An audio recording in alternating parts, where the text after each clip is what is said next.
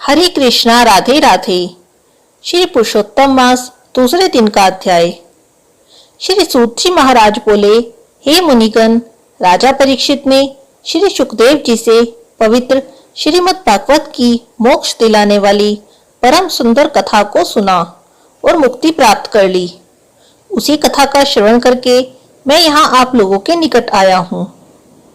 सूत जी के द्वारा कही इन बातों को सुनकर समस्त ऋषिगण बोले, हे सूत जी, आप अन्य सभी कथाओं को छोड़कर हमें श्री वेद व्यास जी के श्री मुख से सुनी हुई पवित्र कथा को ही सुनाने की कृपा करें।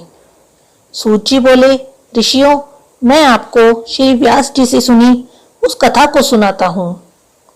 एक समय की बात है, श्री नारद जी भगवान नारायण के निवास स्थल पर जा पहुंचे।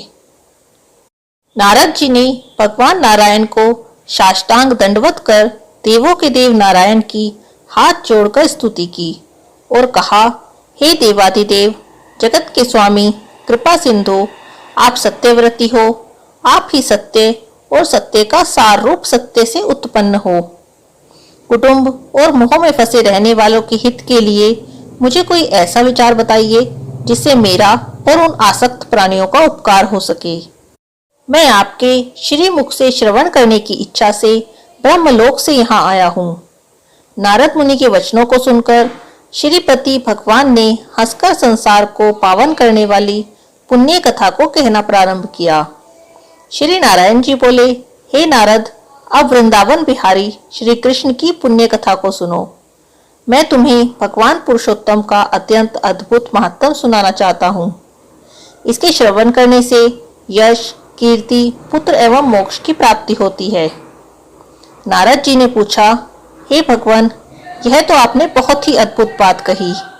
कृपया विस्तार पूर्वक मुझे इस कथा को सुनाइए।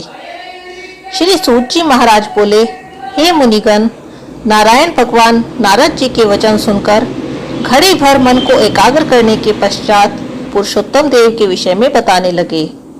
उन्होंने बताया कि पुरुषोत्तम नाम का एक मास है जिसके स्वामी पुरुषोत्तम है। इसका व्रत करने से पुरुषोत्तम भगवान प्रसन्न होते हैं। श्री नारायण जी के मुख से ऐसे परम पवित्र वचनों को सुनकर श्री नारद जी बोले, मैंने स्वामियों सहित चैत्र आदि मासों के महत्व को सुना है, किंतु हे प्रभु, इस पुरुषोत्तम मास को कभी नहीं सुना। सो कृपा करके मुझे ये बताइए कि यह पुरुषोत्तम मास क्या है। हे स्वामी, कृपा कर ऐसी कथा सुनाइए जिसके सुनने से, पढ़ने से, आवरण करने से रोग, शोक, दोष आदि से मुक्त हुआ जा सके।